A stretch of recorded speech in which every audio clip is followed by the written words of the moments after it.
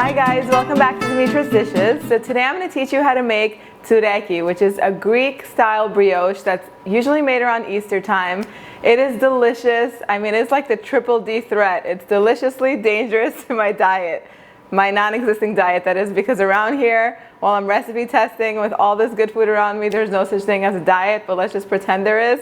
And if you are on a diet, well, you should at least try this and just have a small piece. It's delicious. It is, honestly, it's the best Tsoureki recipe that I've ever made. I do have another recipe on here, and it makes like more of like a cake-like crumb, but this, I'm telling you, the best. It's foolproof because I've been making this for the past like 2 or 3 weeks now, testing it, and it comes out exactly the same and perfect every single time. This recipe is really delicious and it makes a really nice French toast. If you want to know how to make that, comment down below and I'll teach that in an upcoming video. I'm using my stand mixer just because it makes things move much faster and it's less work for me, but you can definitely knead by hand. If you're going to be kneading by hand, just add an extra like 4 or 5 minutes, get the kids in, the friends, everybody do a few minutes at a time and knead this dough. It has to be kneaded for a long time for the gluten to form, so that we create that beautiful like stringy type bread, sweet bread texture. But in my mixer, I'm going to begin by starting up the yeast and getting it going. And what you need for that is some milk, some active dry yeast, a little bit of flour and sugar. So the flour and the sugar are going to feed the yeast so that way it can bloom faster.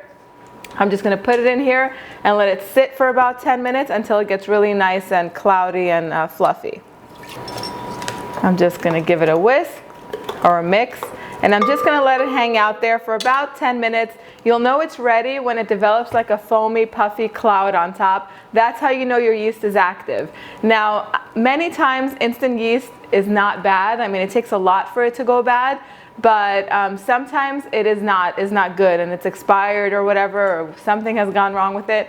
And you don't want to skip this step, because this step will let you know that the yeast is alive and ready to do its thing, which it needs to do in this recipe. So once it gets fluffy, that's how you know it's good. The milk that we've added in here is a little bit warmer than lukewarm, and you want it to be sort of on the warmer side, not hot and not cold. If it's too hot, it'll kill the yeast. If it's too cold, it'll just take forever to activate it. So a little bit warmer than like lukewarm. You don't want it to be hot to the touch, just a little warm. Stick everything in here and in 10 minutes we'll be ready to go. Now for the rest of the ingredients, I have some bread flour in here with sugar and a little bit of salt. Bread flour is very important. Do not substitute regular flour for this. You are going to have to get the bread flour. I have some butter, unsalted butter. I have eggs, an orange that we're going to use the zest, some more milk, and then mastica and mahlepi, and I'm going to talk a little bit about these. So now the mastica is completely optional. It's also known as mastic gum. You could find it in specialty food stores that sell Greek or Middle Eastern food products.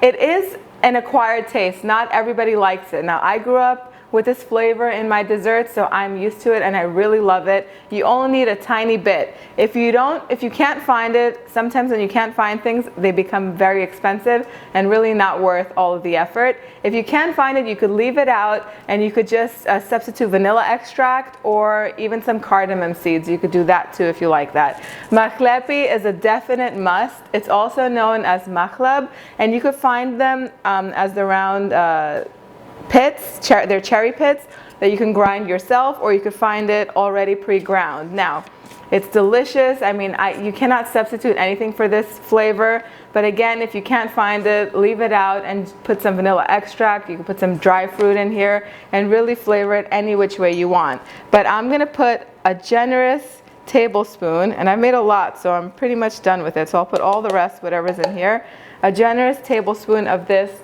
in my flour mixture, and just a tiny bit, like even a little bit less than a 1/4 teaspoon of the mastic gum, because it does tend to get a little bit bitter if you put too much. I'm also going to zest an orange in here. All of the zest of the orange will go in here because it's just going to add some really nice freshness. If you wanted to, you could add lemon zest, completely up to you. And then we're just going to mix this all up and set it aside until our yeast is ready. So you know that the yeast is active when it looks really nice and foamy, just the way it does in here. So now we're just going to mix up all of our dry ingredients in here, and we're going to add them to our mixer along with the eggs and the milk. Like we could just add everything else except for the butter. And I've tried this and I've tested it, so you don't need to do it any other way or add any extra steps to this. And we're going to let this knead with the knead attachment for 8 minutes. And after the 8 minutes, we're just going to add the butter and it's going to be ready. So the mixture has been kneading for 8 minutes, and this is a fairly sticky dough, so don't expect to find like a round ball of dough collect on the dough hook like what usually happens when you're making bread. It's going to be sticky and like this, but you want to make sure you knead it for at least 8 minutes. And then what we're going to do is we're going to take our unsalted butter that's really soft, and we're going to turn on the mixer and let it go on low speed, and then put it in a little bit at a time. Once the butter is all in, I'm going to increase the speed to about like 3 or 4 and let it knead for 2 more minutes until all of the butter is incorporated, and then it'll be ready.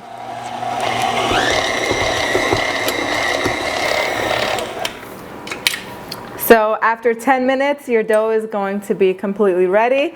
What we're going to do now is we're going to transfer all this dough into a well-oiled bowl. I put about 2-3 tablespoons of olive oil. You could use any vegetable oil at the bottom of this bowl. I'm going to transfer it into here, cover it in plastic, and then wait until it doubles in volume. So it's going to take anywhere between 1.5 to 2 hours in the warmest place of your house. So once you transfer the dough from the mixer to the bowl, you're going to find that it's really sticky to work with. But the second it touches the oil and you move it around and form it into a ball, it smooths out. At that point, you could just cover it in plastic and set aside in the warmest part of your house for between 1.5 to 2 hours until it completely rises and doubles in volume. Now what I like to do is to stick it in the dryer. I like to put a bunch of like towels in there before I put the bowl in. Let the dryer run at a high heat for about a minute or two so it gets really nice and warm in there. And then I like to turn the dryer off because you don't want the bowl in there rolling around. Definitely you don't want to do that. But then I put my bowl in there, close the dryer door, and let it just sit in there, and it cuts the rising time at least by a half hour. So if you want a quick and like a time-saving trick, you go ahead and use that. I use it a lot whenever I bake bread, and I bake lots of bread, and it works every time. So it took my dough about an hour and a half, an hour, 20 minutes, an hour and a half to rise. This is what you want it to look like. You want it to be really nice and puffy. At this point, you punch down all of the air, and then you're going to take it out and cut it into 2 equal portions. So just cut it in half, because this is going to make 2 loaves of tsoureki, and then cut each portion into 3 equal pieces. And it depends on the flour and everything that you've used. Sometimes the dough is very sticky. This time the dough is pretty easy to work with, so I'm not going to flour it. I did have some all-purpose flour on the side just in case I needed some. If you do need some flour, you're just going to want to very lightly flour your work surface. Like think about maybe not more than a tablespoon at a time, because if you put too much flour on here, then your dough will harden up and toughen up and you won't have a light tsoureki. What we're going to do now is we're going to roll these 3 pieces into long rods about 12 to 13 inches. So I like to use the short side of my tray as a guide, and I just go a little bit even longer than that because it kind of shrinks up. So we're going to do the same thing, keep rolling.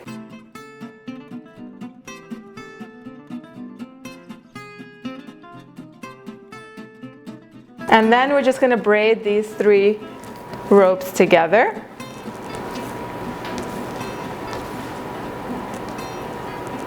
And pinch the ends and do the same thing on the top.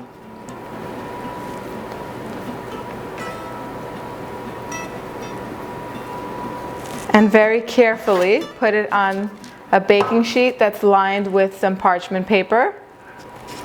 And we're going to repeat the same thing with the remaining dough. Now I'm just going to cover this with plastic wrap again, and so that way it doesn't form a hard skin on top. I'm going to cover it with plastic wrap, and I'm going to set it aside again in a warm part of my house, and I'm going to let it rise until it is doubled in volume, and that's going to take again about another hour or hour and a half. So I use my dryer trick, and every time I put these in the warm dryer, like I told you before, it takes 45 minutes for them to rise and look beautiful and fluffy like this. You want to make sure that you allow enough time for them to rise properly and for them to be really nice and fluffy like this. Otherwise, you're going to have really dense brioche, and you don't want dense brioche. You want nice and light and airy brioche. Now, what we're going to do is we're going to brush these with some egg wash. Egg wash, what I have over here is really just 1 egg yolk with a couple tablespoons of water that I've mixed up really well so it can be brushed on top and create a beautiful mahogany colored brioche when it's ready. My oven is preheated to 350 degrees, and once we brush this egg wash on top, we're going to let these bake in there in the center rack of the oven for about 30 minutes.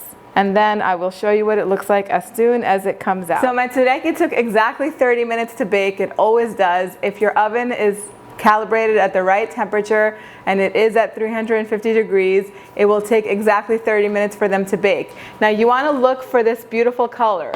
Once it looks like this, then you know that it is ready. So you don't want to overbake these, otherwise they're going to dry up. So another important thing you want to do is you want them to rest for 30 minutes after they come out, and that's so that way they cool properly and they won't be doughy on the inside. These are so delicious to serve with tea or coffee. They're a perfect housewarming gift to bring. They're also really nice if you're invited to maybe Easter dinner or at a party to bring this for the hostess.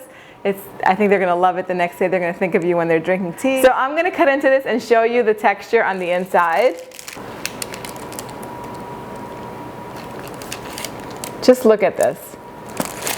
Looks like it came out of a bakery. People will be so shocked that you made this at home. Do you see how beautiful the texture is? Just the way tsoureki should be.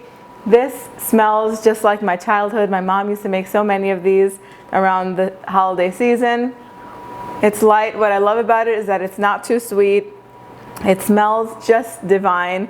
The recipe, as usual, will be in the description box down below. It takes you to the website www.dimitrasdishes.com. Let me know how you made it. Let me know what you thought in the comment section down below. Share pictures with me on Instagram and Facebook, and I will see you guys next time. Bye, everyone.